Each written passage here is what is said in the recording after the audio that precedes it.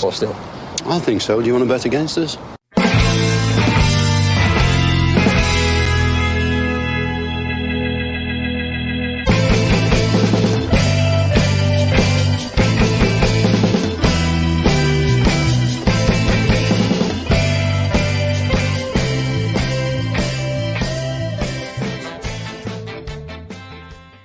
Hello, Villa fans, and welcome to For the Love of Paul McGrath podcast, coming to you on this Tuesday night with great anticipation for the visit of ZRINJSKI MOSTAR just outside Medjugorje in Bosnia. I think you'll find that Medjugorje is just outside Mostar. Yeah, but as we were speaking about beforehand, I didn't know that that this place existed, but I did know that Medjugorje existed because funny one for you guys, I very nearly was going to be on this podcast wearing a Mostar, a ZRINJSKI MOSTAR jersey, because my mum only 2 weeks ago was in Medjugorje, and my absent-mindedness, it was actually the week we did the live podcast, Paddy. It was that same week, and because I was up to 90 with regards to getting stuff ready for the podcast, forgot to ask her to bring me back a shirt, because I knew that she was going out there, and I knew we were playing this team that was based just outside there, and I thought I would be the only cool kid in school with a ZRINJSKI MOSTAR shirt if she was to bring me one home. So that is my that could have been my unique selling point for this podcast, Betty. There you go. Yeah, we're up to the big day out for Villa fans to have a proper European night in the group stages under the lights against ZRINJSKI, who are, let's face it, a small club from Bosnia, small stadium, 9,000 seater stadium. I'm not even sure if they're all seated or not. But successful club around a long time. They're on a good run since they beat Alkmaar. 3 wins since then as well. They're the champions, so we have to treat them with respect. Twice in 3 years, I think, as well. Yeah, so it's going to be a really interesting one. They are no doubt going to join that elite group of clubs who have managed to be knocked out of the Champions League, Europa League and Conference League in the one season. So there's only very few that have done it. I know Celtic are one of them. They did it last year. So yeah, it's going to be a challenge. We know that they turned over Ace at Alkmaar. I didn't get to see the game because it was on at the same time as our own. So I'm not going to pretend to be an expert on this team at all, but all we can do is look forward to what they're going to have to offer, which is going to be, I would imagine, a lot of resistance and hit us on the break. Well, Paddy, just to answer your question, it is 9,000 seats in that stadium. It used to be 25,000 capacity in the stadium, all standing. But oh wow, there you go. Yeah, 9,000 seats. And in the 1970s and 1980s, Paddy, some games attracted over 35,000 spectators. Just off the top of my head. I see that's the kind of stuff I remember. Yeah, well, it's interesting you should say that, because as far as my knowledge has been given to me, they have asked Aston Villa would they be willing to play the game in Sarajevo, because such is the interest in this game. Yeah. Not sure if I was supposed to say that out loud, but I've done it now and we're live and everybody's heard it. So yeah, I would imagine that there'd be, like, I had this conversation with Max from Villa on Tour last night to see how that affects his plans, but it might make things a little bit easier for the travelling fans to get to the match. Plus, it will increase because the stadium is 35,000 in the capital. They can give us a much bigger allocation, which will obviously be a big boost to the economy and get people into the country spending money, and that's the way they're looking at it. But that remains to be seen. They want to make the decision soon, But and in fairness, it would be a big step, because they're actually rivals of Sarajevo and ZRINJSKI. People would be familiar with that team, but that team just always sticks out in the back of my mind. ZRINJSKI. So yeah, look, as I said, they're probably the 3 biggest teams in Bosnia. at the minute. So it's Yeah. it would be a big one. And look, I suppose it's kind of like Paddy here when Shamrock Rovers were in the Europa League all those years ago and they played Spurs. I think they played at the Aviva. So like it just makes Yeah, sense. It makes sense from a of course. logistical point of view, from a touristic point of view. Dundalk played their games at Tallaght Stadium. Dundalk played That's Tallaght. that's it. All makes sense. Sure. Look at us. Didn't we play our pre-season friendlies at Walsall against Lazio? Sometimes it just has to be done. For tourists, Paddy, that's what that one was. Yeah, to try and boost the economy of Walsall with the touristic nature. That's what that one was for. But yeah, look, it's they're coming off. I think I was trying to figure it out. I think they've played something like 8 games in 24 days. I think they've played 8 games in 24 days, and they're on a great run in the league. Although they seem to have lost 2 games in the league previously, but they're on a 4-game winning streak as it is at the moment after they beat Alkmaar. And but they still, for a squad and for a team like them, they've played 8 games in 24 days. Is from my rudimentary mathematics. Or sorry, our game will be 9th game. Sorry, our game will be the 9th game in 24 days. So there has to be miles in the legs there. And I know we've played a lot of games as well. But it's I suppose that, and you know what? That's probably the beauty of it, Paddy. Just because a team is from a perceived lesser league doesn't mean that they aren't the fittest team in the world either. I think that's one of the things that you can be the fittest team in the world and be in a poorer league. Sorry, I don't want to denigrate it because they've gone and beaten Alkmaar, so I don't want to denigrate it, but you guys know what I mean, that fitness is something that can be built up, whereas talent is something that's God-given, I suppose, really. And they could come out, this might knock a stitch off them. That's what I'm trying to say here. But on the balance of probability, 9 games in 24 days is quite a stretch for any team. But then again, we haven't exactly had an awful lot of rest-up time either, considering the fact that when we have rested players, we've played pretty poorly. So I'm kind of on the kind of the mindset here of we should be able to go out, put a good side out, our best side out, and still have enough in the tank for Wolves, considering we've the international break coming up. Yes, I would sincerely hope that we put out a decent side this week, because the one thing you've got to remember, for a team like Zrinjski coming to Villa Park, a lot of these players will be playing one of the biggest games of their lives. To come and play a Premier League team is a dream come true.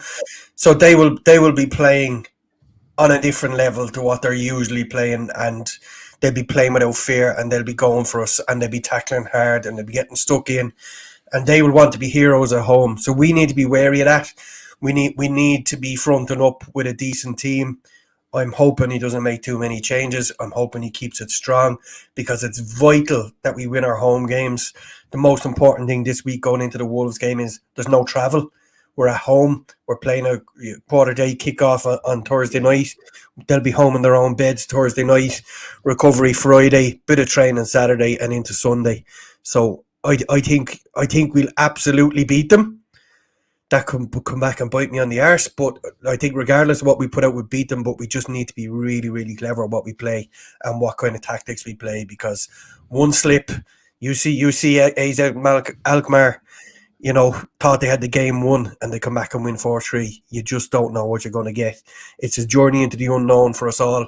So get the results now, get the 3 home wins, and hope to pick up something away from home against these and Alkmaar as well. And we will be playing European football after Christmas if that's the case. Yeah, I think that's all fair. I think that is fair. We need to get a result in this game today. You can't lose home games and progress from here on in. After losing to Legia Warsaw, if you start losing home games, look, I know the team could turn it on and win 4 games in a row still after this, but you don't want to be losing home games, because that really puts you behind the 8 ball, and you shouldn't be behind the 8 ball in this group. But stranger things have happened, and we've got no God-given right to go out and beat any team. But one of the big things that I think is in our favour, I suppose, realistically, if you want to say that, is their centre half, when reliably informed, is really their leader, I suppose. Really, not their. I don't think he's their captain, but he's their leader. Barisic is going to be out. I think he's done an injury to himself, so he's not going to be there. So you're taking out one of their centre halves who's played for Bosnia, was a Croatian under-21 international. Actually, a lot of these players will have dual nationality for obvious reasons. After the breakup of the former Yugoslav Republic, they have dual nationality. They can flitter between nations there as well. But Barisic, somebody who has a Bosnian cap, and his Bosnian cap came in 2021. So it wasn't as if it was a couple of years ago. Albeit he is 32, he is somebody that I suppose they would look up to from that point of view. And it doesn't look like, I'm reliably informed that he's not going to be there, but I'm not going to claim that I know a million different factoids about this team at all, because as I say, they are very much a new entity for me. Yeah, and another person to be wary of, well, not to be wary of because the one you mentioned was out, but Nemanja Bilbija is their star striker. He has scored 98 goals in 123 games, which is some record. Imagine we the Premier League player doing that. It's the equivalent of Erling Haaland, I suppose. He's obviously a Bosnian international as well. Much travelled in the club circuit, but at 32 years of age, should be in his prime. And certainly one that we will need to marshal and have a strong centre half looking after him. Is he the lad that played in South Korea? I was doing a bit of reading up on him. It must be him. It must be him. Yeah, it must be him. Gangwon FC. Oh, right. Yes, famously. But like as I said, there will be players. Like they're going to have players. Like it's for. And I hate saying this because this always sounds patronizing, and I don't want it to come across patronizing, but the Balkan states down there it's a footballing hotbed. There are so many good footballers that come out of Yugoslavia, Serbia, and then after the breakup, Serbia, Montenegro, Bosnia, Croatia.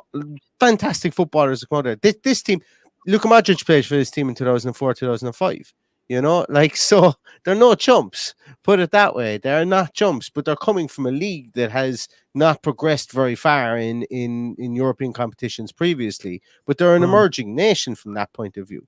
They're an emerging nation, and they're very much an unknown entity. And they caught Alkmaar. They came back from the dead against Alkmaar. Can they do it again? Can they do it again against us? Who knows? But we need to pay them the respect in that aspect. And I fully expect Unai Emery is going to go out with a decent team. I don't know if Diaby is injured from the last day. I have actually read nothing Villa related since the 6-1 win. I've been up to my eyeballs in life over the last couple of days.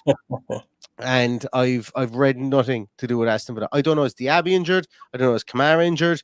I don't know, did anybody else come off with a knock? Paddy, can you enlighten me? Do you know anything about you haven't missed anything because we haven't had any confirmation of anything. Yeah. So we will just have to wait and see if there's a presser tomorrow and see what's been said. I would imagine it will probably be a case of there will be spoken word or written word released tomorrow as opposed to a press conference, because it's a busy week. They will be preparing for Thursday with one eye on Sunday, so there'll be a lot going on behind the scenes. The last thing he'll want to do is sit in front of a press conference tomorrow, unless it's his obligation to do it. I've honestly no idea.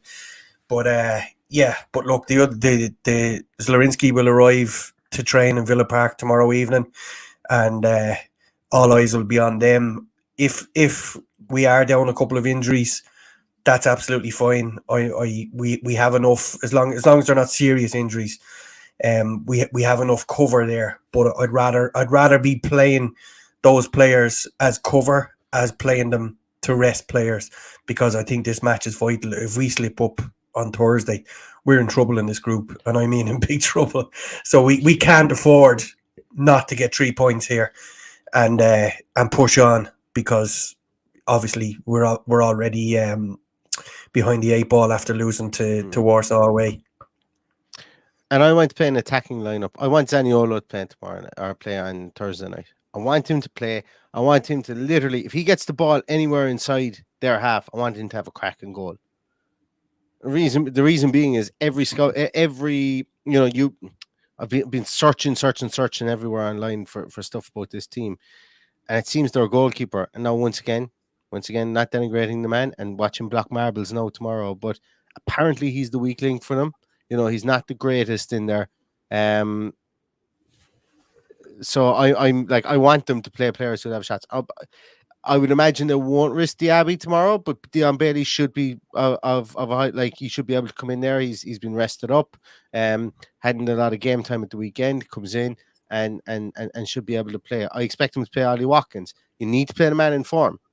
You have to play him after scoring a hat trick. Now would be the worst time you could do is to rotate him out there. You play him because he's a streaky player. We've always said it. Once he gets any streak, you have to roll the hot hand, as they say in American football. You just have to do it.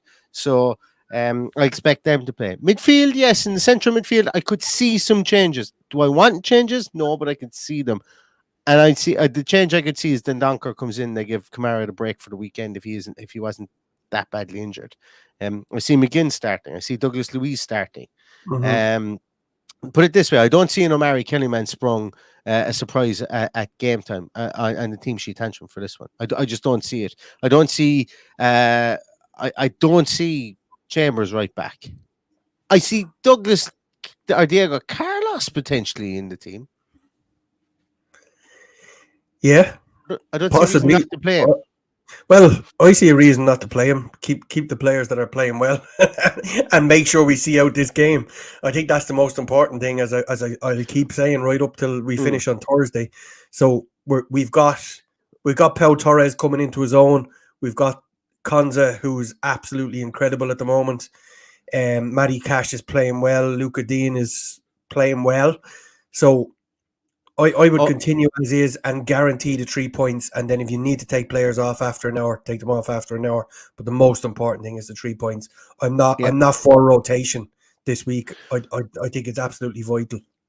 Well, I think we could see a return to the Konza, Diego Carlos, Pau Torres, Dina kind of back four with possibly. And then obviously them going three at the back for the majority of the game with Carlos playing in the centre, because there was a lot of promise in that, and I think Unai Emery would like to get another look at that. And this is an opportunity to get a look at it, and it doesn't weaken the team to the extent that bringing in a Chambers at right back did against Legia Warsaw. Because look, let's call a spade a shovel here. It did weaken the team, and he'd have good days, but he had a bad day that day. So it's going to be an interesting one to see what happens there. And I suppose it's going to be interesting who he plays between the sticks. I don't see any reason not to play Emi Martinez. I don't see any reason not to play him, other than like I'm not a big believer in dropping your goalkeeper for like and saving him just for. I think he should play in European competition. I think Robin Olsen's game is the League Cup. Yeah, gone out of the League Cup. That's fine. Maybe we see him in the early rounds of the FA Cup, but we're as I say, we're at crunch time in the Europa League, Europa Conference. So I want to see Martinez there. I think everybody too. It's not even a talking point. It was more of a statement than a talking point. Well, the sheer fact that I've said there's no point in weakening the team when we need to win the game, that's exactly it.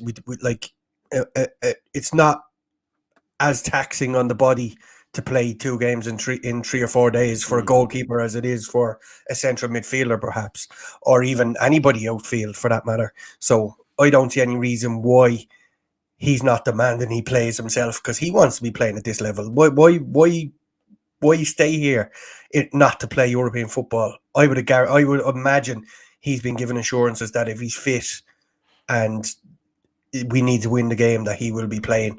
And then when it gets to the back end of the group, if we've already qualified, then he can play Robin Olsen and Mott Star on the final day of this group series. Richard Edwards says here, Ramsey needs minutes, so expecting him to start. I probably expect him to start too. I expect him to start, but I wouldn't be surprised to see him come off the bench against Wolves. It's that kind of a management system, I think, with and what I mean by that, a load management system, I think, with him at the moment, that I think he offers us more against Mostar. And if he's grand and he comes through it fine, then start him against Wolves as well. But I would be more of the opinion of starting against Mostar, and if he comes through 90 minutes, then you can start him against Wolves, as opposed to bringing him off the bench against Mostar and bringing him off the bench against Wolves. I think he just needs to get right back into the team and be be that player he was last season. Because remember, Mm. the big thing we've been missing with him as well is the carrying ability from that left-hand side. Yes, Zaniolo can carry the ball, but Zaniolo gets dispossessed quite a lot. This isn't a negative criticism on, it's just an observation. He gets dispossessed a lot. He's Different learning players, the league. completely different Completely players. different players. Completely different players. But what I am excited about, or what I am happy with, is Zaniolo tracks back. Like, he tracks back perfectly well. Like, I've no problem with his defensive ability, but Ramsey does it so much better, you know. So it's and I think you will see Ramsey that side. I think you will see Zaniolo the other side. But I think Zaniolo will be an impact player more and more as the league goes on.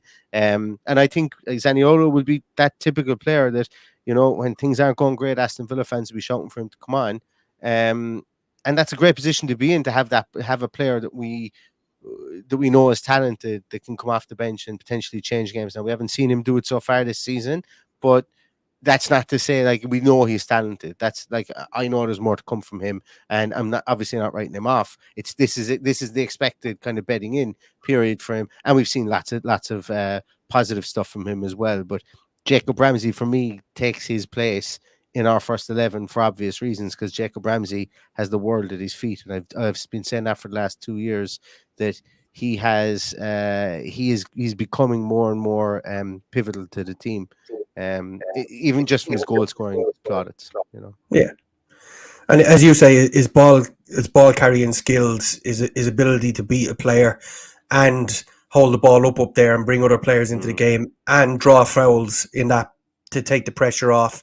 So when you're a goal or two ahead, you know, to have him run down those corners, run the ball into the corners, you know, run down the clock as such, take the pressure off the play, depending on how the game is going. He just has so much in his armory that he's vital to the team, and it's vital that we get him back firing on all cylinders and being 100% fit. And I believe it would be right to start him tomorrow night and get him up to full match fitness heading into the weekend. More than likely we'll have a couple of weeks break then for the international break, and then be back on solid ground, all guns blazing coming into the following week. And the other thing about this, remember I went back, I was saying that maybe he goes with the Kanza, Carlos, Pau Torres kind of 3 at the back situation. Maybe he just go now that Jacob Ramsey is there, you'd have confidence in playing him there, knowing his defensive ability and the fact that he can track back, to say, right, I'm not clouding this or anything. Like Unai Emery could say, I'm just going with a 3 at the back. It's just going to be a clear 3 at the back, and we're going to attack the living Jesus out of the middle of the field. And I'm okay with that too. I am absolutely okay with that, because I think that centre back trio are really capable of holding their own. They've got the ability to hold their own. And you've got Jacob Ramsey coming back one side. You potentially have John McGinn coming back the other side. Then maybe that gives you the opportunity to play Zaniolo, a front three of Zaniolo, Watkins, Diaby, or Watkins, John Duran, Diaby. It gives you an opportunity to play a front three and then 4 in the middle with John McGinn and Jacob Ramsey the other side. Jacob Ramsey gives us so many options because he's essentially a central midfielder playing out wide, and he's got the ability to play both those positions because he's good going both directions, back and forth. And look, I'm here for all that. It may be rash, it may be overly attacking, but once again, as I say, in this team, no matter what you play behind him, as long as you define that number 6 position, this team can cook up front. And that's just the nuts and bolts of it. The number 6 is so important. Yes, Chad is in the comments there. He's asking, do we know what allocation they've got? The full allocation open to them. They haven't taken it. I think they've only got a certain amount of the bottom half of the Doug Ellis away section, and that's what they have. I can't imagine there'd be too many of them traveling, but then again, you never know. It's a huge outing for them, as I said. Chad has also said that it is his first European game on Thursday night. And I hope you have a great time, Chad, because I remember going to these games back in the 90s, and it was so exciting.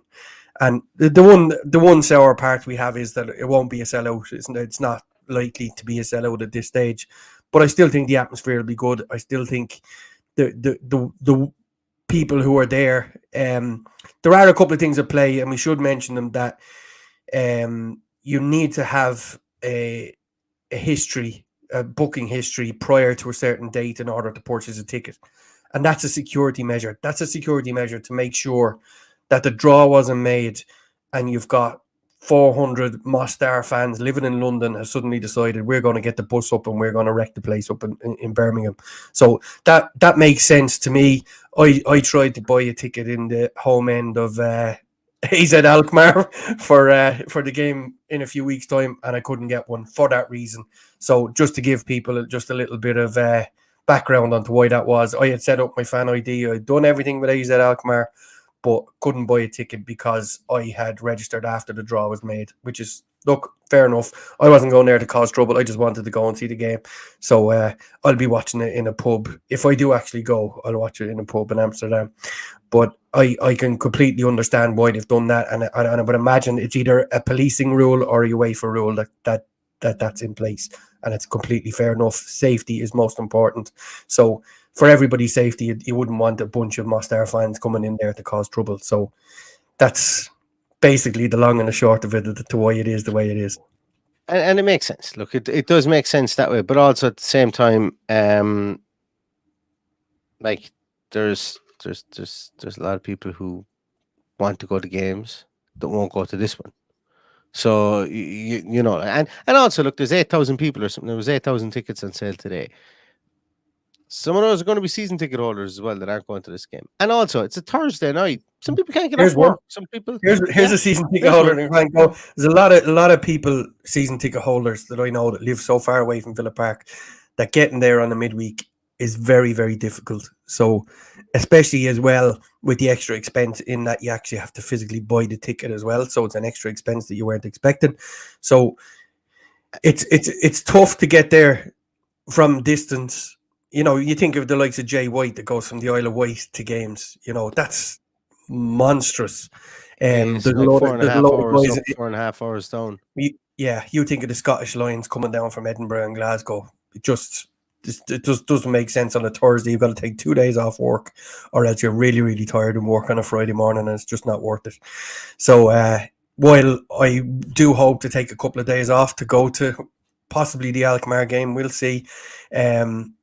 It is hard to get there, so just bear that in mind when you're calling people out for not getting to matches. But I would imagine that if this was in 2 years' time and it's a Champions League game, we'd be looking at something completely different. Yeah, and look, I think that's, you know what, that's fair as well. That is fair. You know, like I've said before, this team needs to acclimatise playing 3 games in 6 days. The fan base needs to, and I mean this in the best way. Like, this isn't a negative on the fans at all, but you know, people need to acclimatise their pockets as well. Like, I know people have been looking at this since May, knowing, okay, we're going to be in Europe, but like, life gets in the way. Life does get in the way, and look, there are going to be some of these games in the group stages where you're not going to have a full house. Yet you'll have a full house on Wolves, and the reason you say, Paddy, is people are off on a Saturday or they're off on a Sunday. The ticket isn't costing them anything. They've already paid it because they've already paid their season ticket. And, you know, there is the back and forth from that as well, you know, from a financial point of view. And just from a point of view of that, you know, some people can turn around and say, Sunday and Saturday are my days. Do not bother me. I'm not available for anything, but they can't do that on Thursday. You know, it's just the way it is. Like, I plan to go over to this game and I can't go over now. Just because life got in the way, you know, and this was going to be my one European game. I got over to this year, and I have no problem sitting here. And I know that, people out there live I live vicariously through you, and a lot of people here live vicariously through you when you go over to games and stuff like that. But you know, as I say, it's just one of those things. You know, that there will be these games that are sold out, and just because there's 30,000 people or 20,000 people on the season ticket list, like the Thursday games are a bit different from that point of view. And look, I agree exactly what you say. But then again, I would, because you're here beside me, and I can't, you know. Sorry, you often don't agree with me. And I often don't agree with you. Just to hammer home my point about being careful about the selection and team selection today, about not knowing what you're going to come up against, and people classing a game against Premier League opposition as being a cup final. Galatasaray have beaten Manchester United. Lens have beaten Arsenal.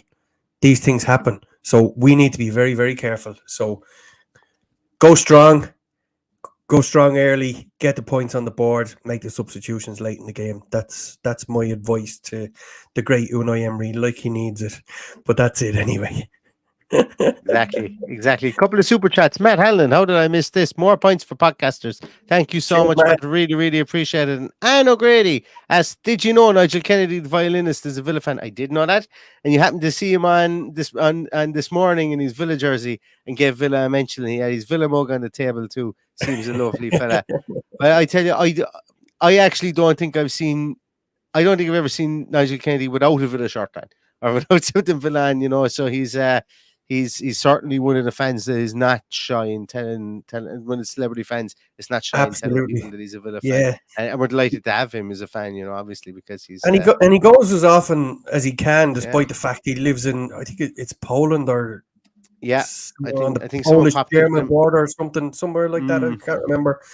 And funnily enough, when in 1991 in my first game, when I was in the players' lounge, so was Nigel Kennedy back then, and there's a photograph of him and me with Curly Watts from Coronation Street, who was there as a Man City fan watching the game. And in the background, there's Paul McGrath and Niall Quinn standing inside the bar having a chat. It's a very interesting photograph, as you can imagine, with those personalities. There's a lot going on in that. Yeah. A lot going on in that, especially with Curly Watts. Yeah. Well, trust you to find Curly Watts anyway inside in Villa Park. Paddy, look, I think we'd be shot if we didn't mention about a big elephant, a big Liverpool and Spurs shaped elephant in the room. I actually thought they were going to suspend my Twitter DMs at one stage. The amount of people who DM me asking, when are you going to ask Paddy about the VAR decision at the weekend? And I suppose, look, while this isn't a Liverpool or a Spurs podcast, there's been an awful lot of fallout from it. And we are pretty vocal about VAR. We are pretty vocal about refs. And to be honest with you, Paddy, I said I don't agree with you with a lot of things. I do agree with you with a lot of that stuff. But, you know, you're the first person who came to mind when I saw that, not because of not because of the slagging and joking we do, but you've always held this kind of potential in your mind that they get more than the one that they got wrong, and this one was just glaringly wrong. And you know, you could see the consternation. It was actual consternation, and nobody wanted to go against the rule book for fear of, I suppose, it probably being pulled up by Howard Webb on it. But the right thing to do was to say, no, we got to get word to the referee here. We've made a balls up here. But what they did was they thought it would float on by and they might get away with it. A couple of expletives here and there or whatever during the recording. Tell the people what you think, Paddy. I suppose the biggest issue for me here, and a lot of people mightn't see it this way, right? But like, there's nothing wrong with VAR. There is plenty wrong with the people that operate it. We as the minority, and I mean that in the best possible way, as potential leaders of the other 14, let's say, in the Premier League, needed VAR to come in to some way level the playing field. There is no doubt in my mind that referees lived in fear of the bigger clubs, that lived in fear of Jose Mourinho's and Alex Ferguson's and Arsene Wenger's of this world, and the backlash they would get in the after-match interviews. Jurgen Klopp to a lesser extent, or to a more recent extent, I suppose. So it's important that we save VAR, but it's important that we get it right. And the one thing that struck me tonight, and I've watched it back so many times since, that little, just like, it's probably one of the quickest offside decisions, drawn lines that I've seen, that they turned it around so quickly. But for me, there was no stop sign. There was no process that when they got to the end, the four people involved, Simon Huber didn't say at the end of that, are we all agreed here that the on-field decision was incorrect and we're giving Liverpool the goal? And that's the one glaring thing. Like, when we're all in work and we have to make a big decision, we ask. We Ask for we ask. clarification. Everybody is there. Everyone's sitting in an office, and you say, "Look, this is the issue I have. Are we sorting it? Yeah. Is everyone in agreement? Yeah." So I can't understand why Simon Hooper, who, they've a big deal about the referee being the boss and blah blah blah blah. You guys have watched this in the studio. You've had 3 eyes on this. Are we all in agreement that we award the goal? Yes, yes, yes. How long does that take? 5 seconds. You're going to stop the game for 2 minutes for an offside to draw lines for everybody to check. That's all it took at the end, and they never did it. So that's not part of the process. And why it's not part of the process is the big question here for Howard Webb and all the other clowns that have implemented this since it came in. Because in my opinion, the Premier League is the biggest league in the world. And the VAR has been a monumental fuck up since it started, unfortunately. It had great potential to level the playing field. Everybody got a fair crack at the whip, but it doesn't happen that way. They make so many glaringly obvious mistakes. And that one was so easy to clear up that if he'd have asked that one question right at the end of the process, which they should all do now, I've honestly no idea how this hasn't come up before, because either it has and they've glossed over it and they haven't got the media power that Liverpool have. But I can guarantee you that if everybody was honest, this has happened before. There's no doubt. We've seen that now through to the end today. Why it took so long to reduce that, maybe it was the expletives that were put in there. I don't know. But we've seen it through to the end, and it needs to be 100% clarified that the referee is making that final decision, needs to double check and go, are we all in agreement that this game restarts with a tip off and we're awarding a goal? It's as simple as that. They didn't do it. You're dead right. And very simple thing is, once again, and until they change it, it will be inextricably linked with the TMO system in rugby.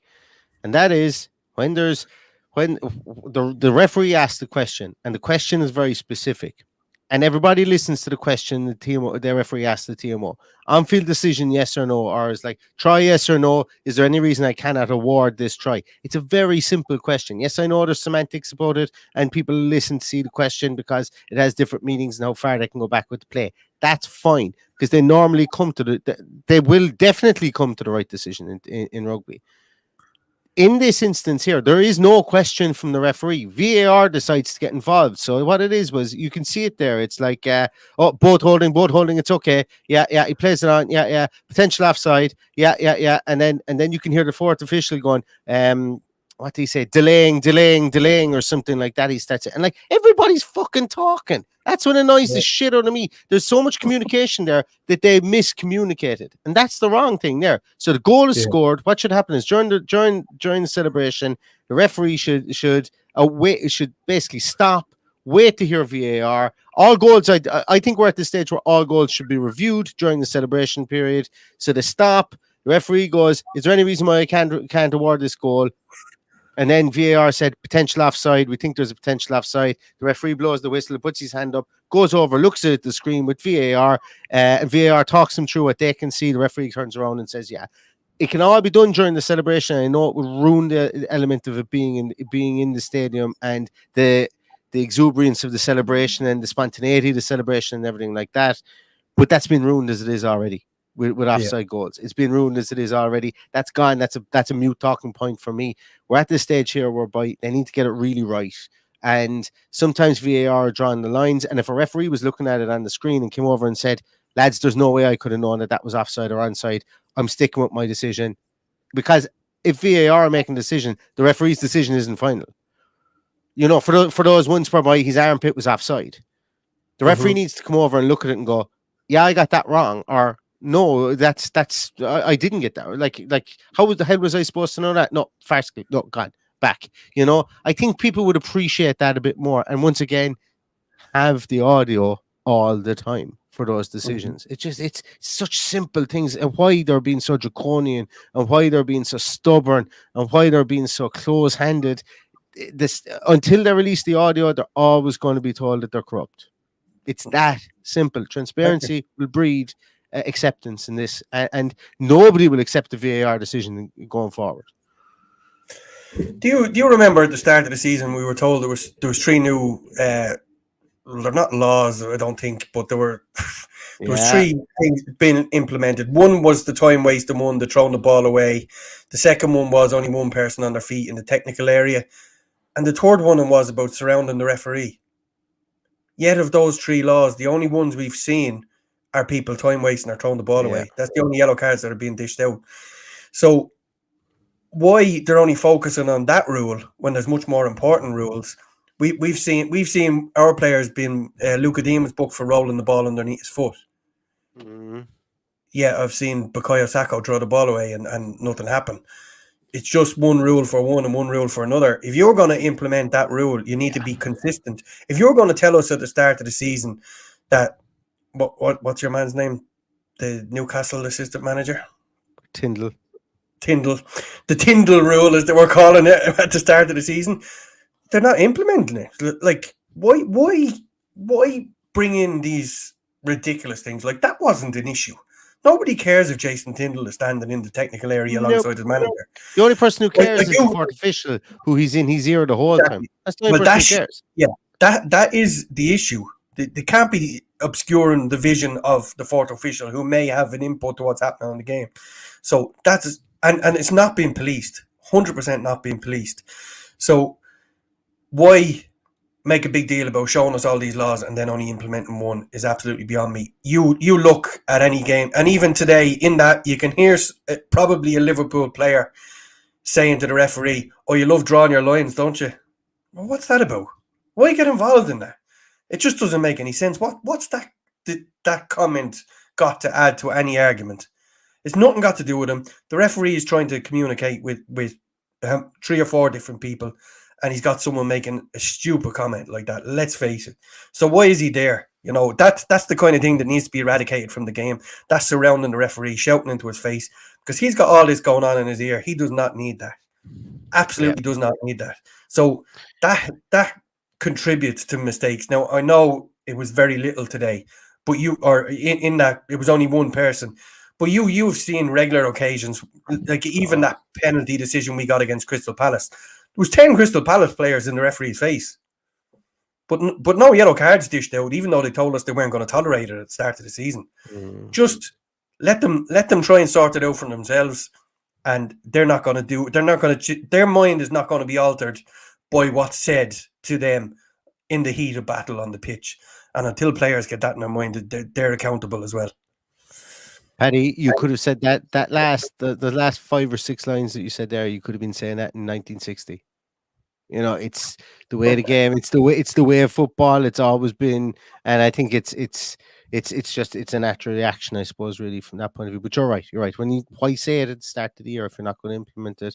And I think did we fall victim of it at the start of the year? Didn't we get a couple of yellow cards for surrounding the referee, if I'm not mistaken? I don't remember anything for surrounding the referee.